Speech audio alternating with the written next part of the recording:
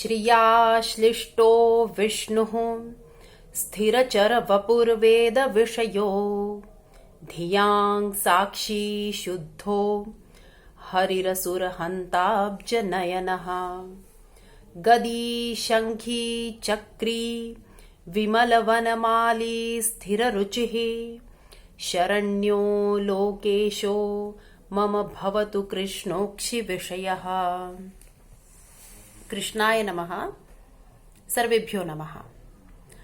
प्रिय विद्यार्थियों, आज हम चित्तवृत्ति निरोध का जो मार्ग है उसके विषय में ज्ञान प्राप्त करेंगे। गत कक्षा में आपने पंचविध जो वृत्तियां हैं, जिस प्रकार से चित्तवृत्तियों का विभाग पतंजलि ने किया है, उसे आपने जान लिया और क्लिष्ट और अक्लिष्ट के भेद से उनका स्वरूप क्या है, इस विषय में भी हमने विमर्श कर लिया। अब आज हम इन वृत्तियों के निरोध के विषय में बात करेंगे।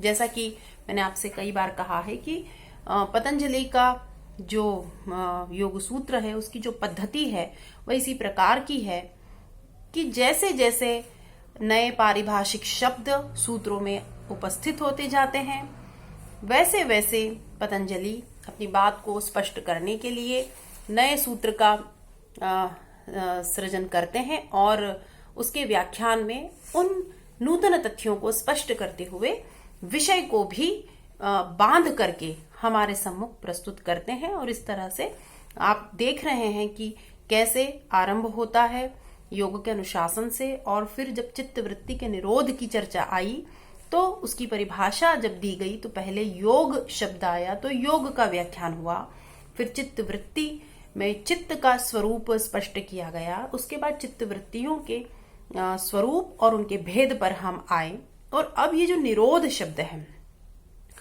इसका व्याख्यान आरंभ हो रहा है। तो प्रायः आप सभी जानते हैं कि जब महाभारत का युद्ध आरंभ होने वाला था, उसके पूर्व कुरुक्षेत्र में अर्जुन खड़े हैं और कृष्ण उनके सारथी बने हुए हैं, आप सभी जानते ही हैं। तो वहां अर्जुन की जो स्थिति है, अर्जुन के विषय में कहा गया है, अर्जुन ये कह रहा है स्वयं ही भगवान से कि गांडीवम संसृते हस्तात् त्वक्चैव परिदह्यते, और मन भ्रमित हो रहा है अर्जुन का, और सब कुछ उसके अंतःकरण में और उसकी जो बाह्य इंद्रियां हैं सभी में उसे एक जो है प्रतिकूल अनुभूति हो रही है। तब उसके मन में यह प्रश्न आता है, अनेक प्रकार से भगवान उसका समाधान भी कर रहे हैं, लेकिन फिर भी बार बार अर्जुन भ्रमित हो जाता है और वह इस दुर्गम मन की गति को जानने का प्रयत्न कर रहा है। तो वह कृष्ण से पूछ रहा है कि ये जो मन है इसका नियंत्रण कैसे किया जाए, क्योंकि यह तो बहुत ही चंचल है। तब भगवान वहां क्या कह रहे हैं, असंशयं महाबाहो मनो दुर्निग्रहम चलम अभ्यासेन तु कौन्तेय वैराग्येण गृह्यते। तो ये जो अभ्यास और वैराग्य की बात है, यह भगवान स्वयं अपने श्रीमुख से गीता में कह रहे हैं। इसी प्रकार की चर्चा मुनि पतंजलि भी करते हैं। गीता स्वयं सांख्य योग का एक महान ग्रंथ है और उसमें सांख्य और योग के ऐसे अनेक सिद्धांत हमें दिखाई देते हैं। तो पतंजलि भी यहाँ पर इसी विषय को स्पष्ट करते हुए यह बात कह रहे हैं, अभ्यास वैराग्याभ्याम तन्निरोधः। अभ्यास और वैराग्य के द्वारा उनका निरोध किया जा सकता है। किनका निरोध? तो जिस विषय में अभी तक हम चर्चा कर रहे हैं, अर्थात चित्त की वृत्तियों का निरोध। ये जो चित्त रूपी नदी है, यह दो धाराओं में बहती है। ऐसा भाष्यकार एक बहुत ही सुंदर रूपक के माध्यम से इस तथ्य को प्रस्तुत करते हैं कि जैसे नदी की दो धाराएं हो जाती हैं, किसी स्थान विशेष पर आकर के नदी कभी कभी दो धाराओं में बट जाती है, तो इस चित्त को एक ऐसी ही नदी के रूप में मानते हुए, जिसमें कि तरंगों का प्रवाह है और भिन्न भिन्न तरंगे उसमें उठ रही है और वह दो धाराओं में मानो बटी हुई है, और इसमें से जो एक धारा है वह कैवल्याभिमुखी है, विवेक विषय मार्गगामिनी है। तो यह धारा क्या है? कल्याण के लिए बहने वाली धारा।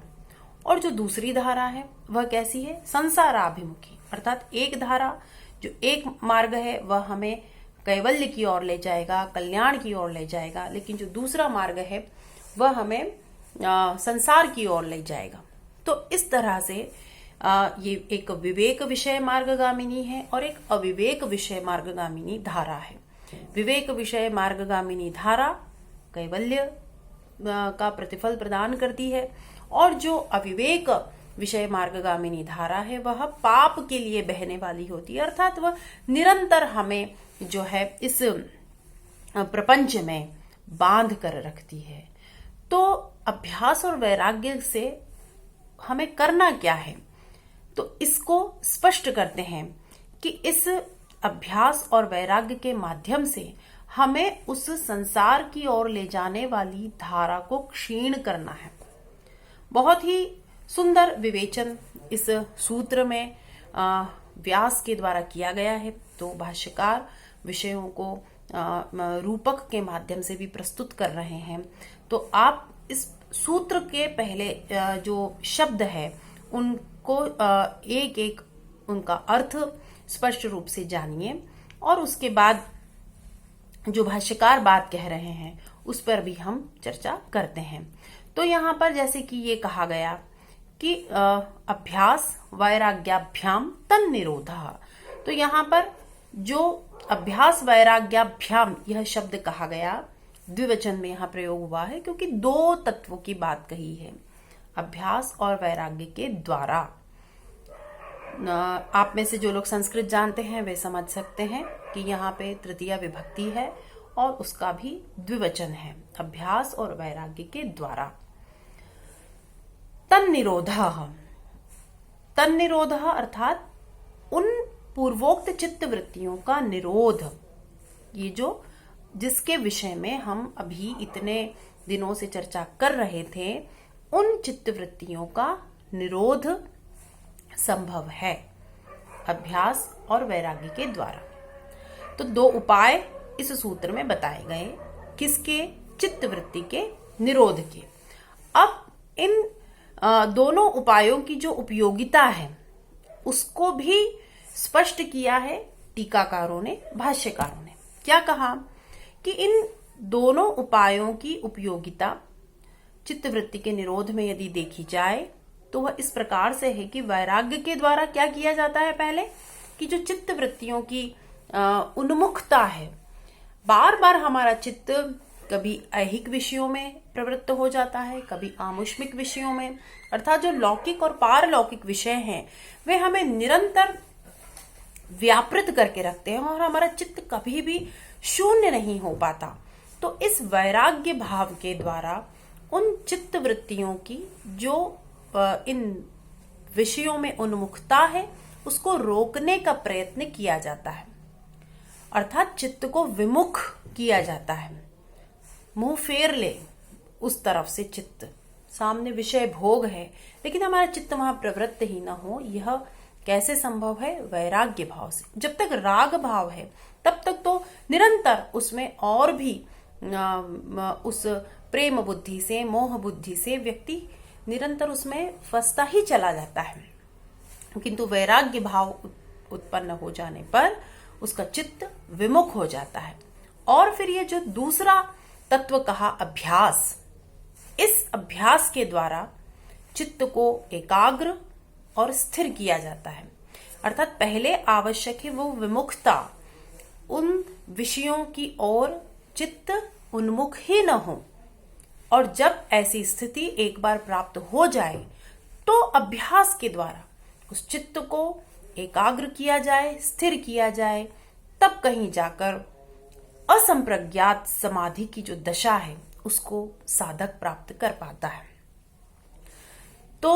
जिस तरह से गीता में भगवान श्री कृष्ण जिस तथ्य को कह रहे हैं, उसी बात को यहाँ पतंजलि योग सूत्र के माध्यम से स्पष्ट करते हैं। चित्त के बहिर्मुख प्रवाह को वैराग्य के द्वारा रोका जाए, निरुद्ध किया जाए और अभ्यास के द्वारा चित्त को अंतर्मुख किया जाए। वस्तुतः योग पूर्णतः इस बहिर्मुख चित्त को अंतर्मुख करने की ही यात्रा है और इसमें अभ्यास और वैराग्य महत्वपूर्ण मार्ग है, महत्वपूर्ण वृत्तियां हैं। तो इस अभ्यास के द्वारा जब चित्त अंतर्मुख हो जाता है, वृत्तियां केवल संस्कार मात्र अवशिष्ट रह जाती हैं, वही स्थिति चित्त वृत्ति निरोध की होती है। जैसा कि भाष्यकार रूपक के माध्यम से भी स्पष्ट कर देते हैं कि किस तरह से एक नदी के समान हमारा चित्त प्रवाहित होता रहता है, जिसमें निरंतर तरंगे उठती रहती है, लेकिन यह अभ्यास और वैराग्य का ही प्रभाव होता है कि उनमें से जो कल्याण के लिए बहने वाली धारा है, जो हमें मोक्ष तक ले जाती है, कैवल्य तक ले जाती है, उसको हम विस्तार देते हैं और जो दूसरी धारा है जो इस संसार के लिए प्रवाहित होती है और हमें पाप कर्मों में लिप्त करती है, उसे क्षीण किया जाता है, उसको धीरे धीरे समाप्त करने का प्रयत्न किया जाता है। सामान्य मनुष्यों की स्थिति यही होती है कि उनका चित्त बार बार उस अज्ञान की ओर प्रवृत्त हो जाता है और जो उनकी ये जो कल्याण वाहिनी धारा है, अर्थात ये दोनों धाराएं सभी मनुष्यों में उपलब्ध है, सभी के पास ये इन सभी के चित्त में इन दोनों धाराओं का वास होता है, लेकिन अंतर कहाँ है कि किसकी धारा कितनी क्षीण है, कौन सी धारा क्षीण है और कौन सी धारा प्रबल है ना।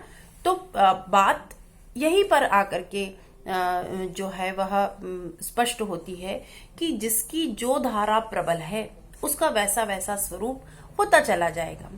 तो जो कल्याण वाहिनी धारा है वह जिसकी छिन्न भिन्न हो चुकी है, उसकी स्थिति तो ठीक नहीं है, क्योंकि उसका चित्त निरंतर इस प्रपंच में लिप्त रहता है। लेकिन योगी की स्थिति ऐसी नहीं होती। जो इस योग मार्ग पर प्रवृत्त हो गया है वह अपनी इस पाप वाहिनी धारा को क्षीण करने लगता है। उसका यह जो योग मार्ग है ये यही तो करता है कि उसका यह जो चित्त में जो कलमश है वह धीरे धीरे स्वच्छ होने लगते हैं, दूर होने लगते हैं और जो उसकी कल्याण वाहिनी धारा है चित्त की वह प्रबल होने लगती है, वह अपने विस्तार को प्राप्त करने लगती है और इस तरह वह कैवल्य पद की ओर अग्रसर होता चला जाता है और अंततः उस कैवल्य पद को वह प्राप्त करता है। तो किस तरह से एक धारा को क्षीण करना और दूसरी धारा को प्रबल करना, विस्तृत करना, इसे ही अभ्यास और वैराग्य के माध्यम से बताया गया है। तो ये दो उपाय हैं, तो इनको आपने स्पष्ट रूप से जाना कि किस प्रकार से वैराग्य और अभ्यास इन उपायों के माध्यम से हम उस योग के मार्ग पर अग्रसर हो सकते हैं और एकाग्रता के अभ्यास से शनै शनै हम उन प्रपंचों से मुक्त होकर के अंततः उस परम पद को प्राप्त करते हैं, विवेक ज्ञान को प्राप्त करते हैं। अब नई जो जिज्ञासा है वह यह है कि ये अभ्यास क्या है। अभी आपको बताया कि अभ्यास और वैराग्य के माध्यम से उन चित्त वृत्तियों का निरोध होगा। तो देखिए कितना सुंदर जो है वो प्रबंध है कि जो जो शब्द नए आपके सामने उपस्थित होते हैं तत्काल पतंजलि उनका स्पष्टीकरण अगले सूत्र में देते हैं और इस तरह से ये एक ग्रथित जो ग्रथन है इस पूरे विषय का, यह हमारे सामने बहुत ही उत्तम विधि से स्पष्ट होता है। इसीलिए ग्रंथ कहा जाता है, यह प्रबंध है। इसमें विषय वस्तु को किस तरह बांध करके प्रस्तुत किया गया है कि आपको कहीं भी जो है आपकी जो बोध की धारा है वह कहीं भी खंडित ना हो। तो आपने दो नए शब्द सुने, अभ्यास और वैराग्य। तो क्रमशः अब उनका व्याख्यान आएगा। तो अभ्यास क्या है? उसके बारे में अगला सूत्र प्रस्तुत किया जाता है। तत्र स्थितौ यत्नो अभ्यासः। उनमें से किन में से? अभ्यास और वैराग्य में से जो एक अर्थात अभ्यास, वह क्या है? स्थिति के लिए प्रयत्न करना। अब फिर आपके मन में यह प्रश्न होना चाहिए कि ये स्थिति क्या है। तो पतंजलि तो इस पर बहुत विस्तार से बात नहीं कर रहे हैं, लेकिन भाष्यकार और टीकाकार इस विषय को भी स्पष्ट करते हैं। तो ये स्थिति क्या है? तो जो राजसी और तामसी वृत्तियां होती हैं, उन वृत्तियों से जब चित्त निस्तरंग हो जाता है, रहित हो जाता है और निर्मल रूप से चित्त की दशा हो जाती है, उसका प्रवाह हो जाता है, तब वह जो दशा है उसी को हम चित्त की स्थिति कहते हैं, है ना। मतलब लोक में स्थिति शब्द का तो बड़ा ही सामान्य अर्थ हम ले लेते हैं, किंतु जब हम शास्त्र में जाते हैं तो वहां जो ग्रंथकार जिस तरह से उन शब्दों का प्रयोग कर रहे हैं वह हमें जानना चाहिए। तो राजस और तामस वृत्तियों से रहित जो चित्त है वही स्थित चित्त है, वही चित्त की स्थिति है।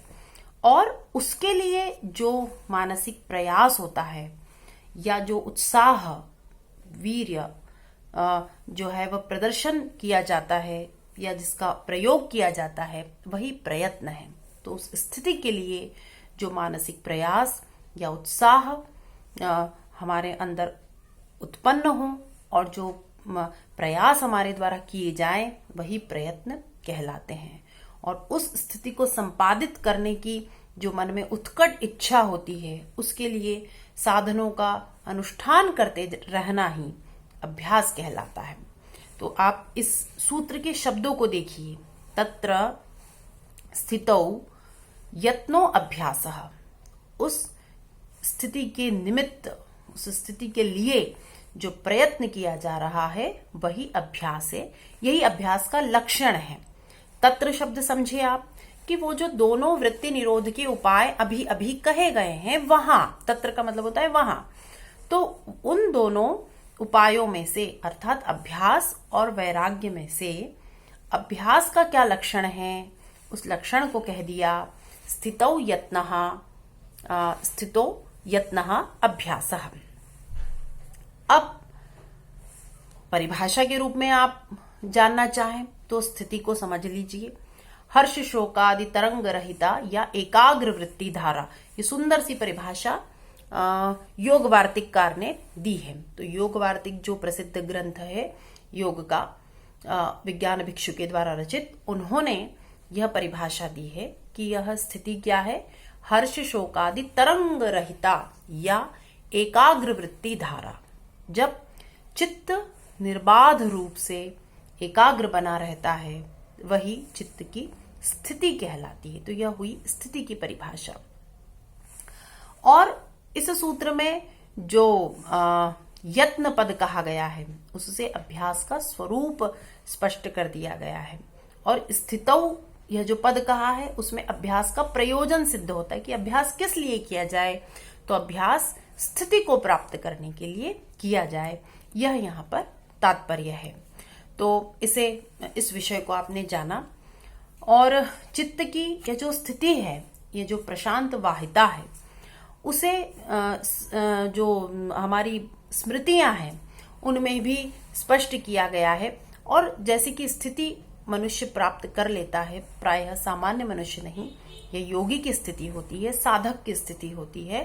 तो एक पद्य है कि श्रुत्वा स्पृष्ट्वा च दृष्ट्वा च भुक्त्वा घ्रात्वा शुभाशुभम न हृष्यति ग्लायति च स शांत इति कथ्यते। इस तरह के अनेक श्लोक गीता में भी मिलते हैं जब स्थितप्रज्ञ की बात कही जाती है। तो यह भी विज्ञान भिक्षु के द्वारा ही यह बात भी कही गई है।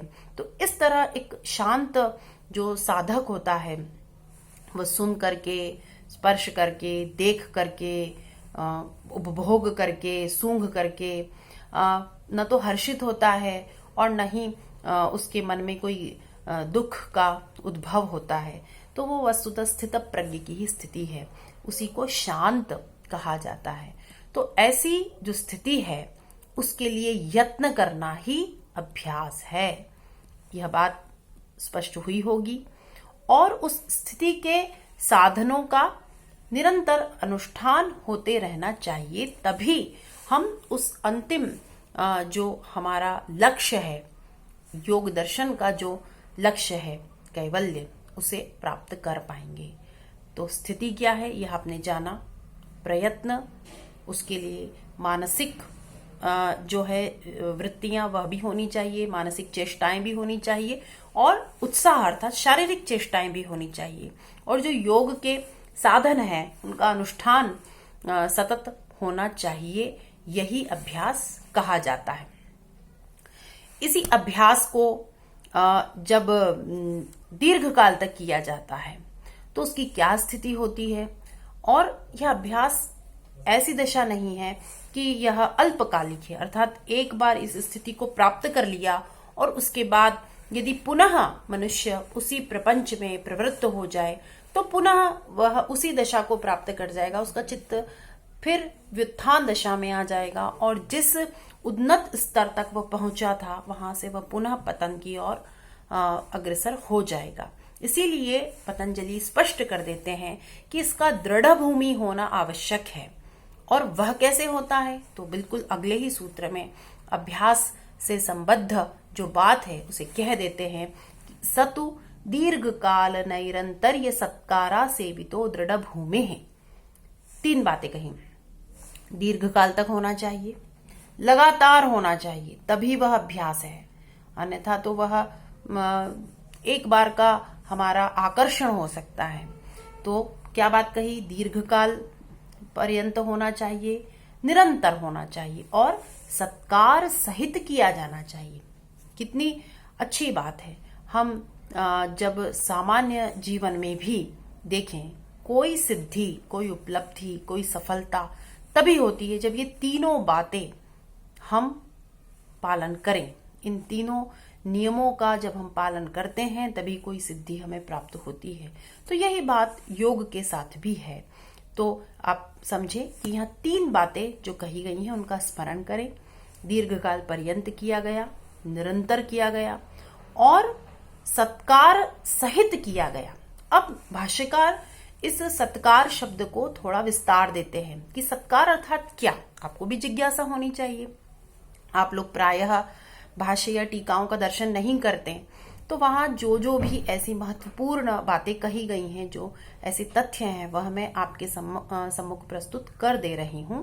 तो यहाँ पर जो सत्कार सहित किए जाने की बात कही गई है उसे व्यास भाष्य में किस तरह से स्पष्ट किया गया है उसे देखिए कि वहां कहा है तपसा ब्रह्मचर्येण विद्यया श्रद्धया च संपादितः सत्कारवान दृढ़ भूमिर्भवति।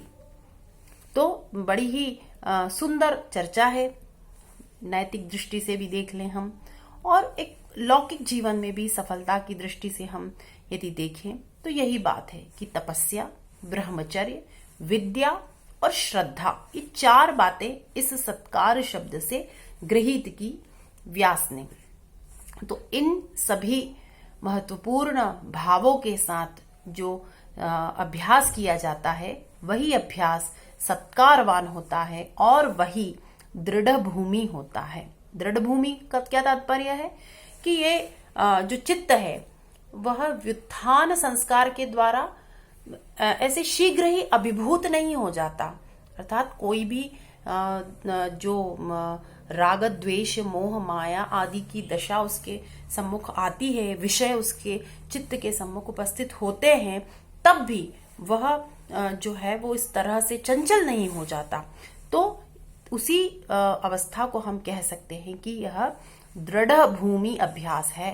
अतः ये इस व्यक्ति का, इस साधक का जो मन है वह चंचल नहीं हुआ। तो बात आपको स्पष्ट हुई होगी।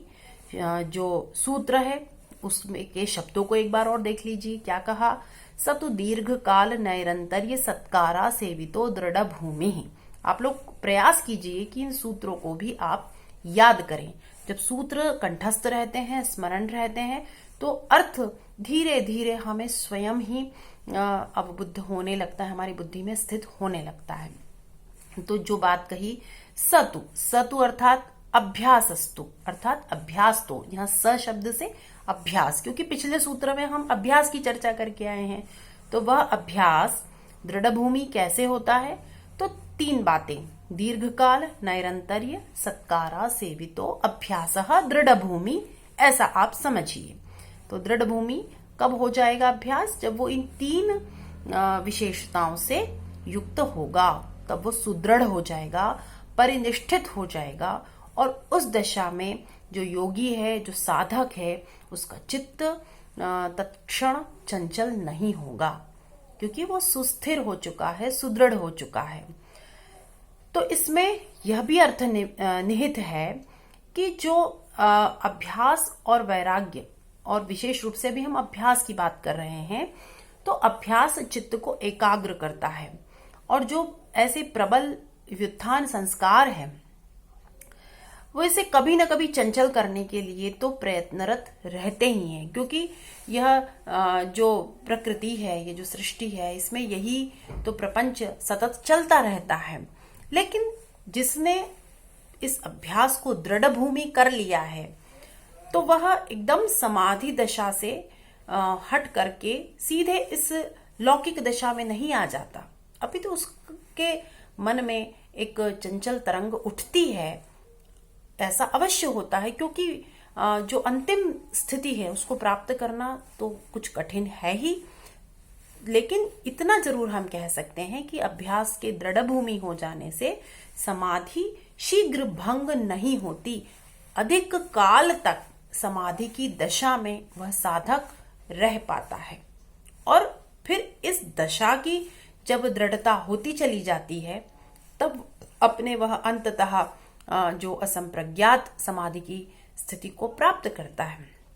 सामान्य मनुष्य जो कि अभी अभी इस योग मार्ग पर प्रवृत्त हुआ है, उसकी भी समाधि तभी कुछ दीर्घ काल तक सिद्ध हो पाती है, जब उसका यह जो अभ्यास है वह दृढ़ हो जाए, दृढ़ भूमि हो जाए। और इस दशा में वह शीघ्र ही चंचल नहीं होता, और उसका चित्त पुनः उसी प्रपंच में शीघ्र ही प्रवृत्त नहीं हो जाता, वह पुनः उस पतन के मार्ग पर नहीं आ जाता। तो इस तरह से जो ये लोक में भी व्यवहार है वह चलता रहता है, और समाधि की जो सिद्धि है वह भी धीरे धीरे होती रहती है। और जब अंत में जब कैवल्य की दशा को प्राप्त करने के लिए वह योग्यता को अर्जित कर लेता है, तब तो फिर इस व्युत्थान की कोई बात ही नहीं है, क्योंकि तब तो सात्विक वृत्तियों का भी निरोध हो जाता है। तो मैं ऐसा समझती हूँ कि आज हमने बड़े विस्तार से अभ्यास और वैराग्य में से अभ्यास के विषय में अधिक विस्तार से जाना, और प्रायः सामान्य रूप से इस बात को समझा कि किस तरह से जिन चित्तवृत्तियों के विषय में हम अनेक कक्षाओं में पढ़ रहे थे, उनके निरोध का जो मुख्य उपाय है वह पतंजलि ने क्या बताया है। सर्वप्रथम उन्होंने अभ्यास और वैराग्य की चर्चा की है। तो इसमें से अभ्यास के विषय में 2 सूत्र उन्होंने अतिरिक्त कहे और अभ्यास को स्पष्ट किया। अब निश्चित है कि अगले सूत्र में वैराग्य की चर्चा होगी। तो अब हम इस वैराग्य विषय की जो चर्चा है उसको अगली कक्षा में करेंगे। तो पतंजलि जो बात कह रहे हैं, दृष्टानुश्रविक विषय वितृष्णस्य वशीकार संज्ञा वैराग्यम, तो यहाँ पर उन्होंने पहले वैराग्य के जो भेद हैं उनमें से वशीकार संज्ञक वैराग्य की बात कही है, और इस विषय को भाष्यकार और भी विशेष रूप से स्पष्ट करेंगे, और उसके बाद वैराग्य की चर्चा होगी। इसको हम अगले पाठ में पढ़ेंगे। आज जो हमने महत्वपूर्ण चर्चा की, इनका आप श्रवण करें और इन्हें व्यवस्थित रूप से स्मरण भी करें। और जैसा मैं आपसे बार बार कह रही हूं कि आप इन सूत्रों का भी स्मरण करें। सूत्र कंठस्थ होने से आपको ये ऐसा आत्मविश्वास उत्पन्न होगा आप में कि आप पातंजल योग सूत्र को बहुत कुछ जानते हैं, समझते हैं। तो सूत्रों का स्मरण करने का प्रयत्न कीजिए और इनके व्याख्यान का ध्यान से श्रवण कीजिए। शुभ रात्रि।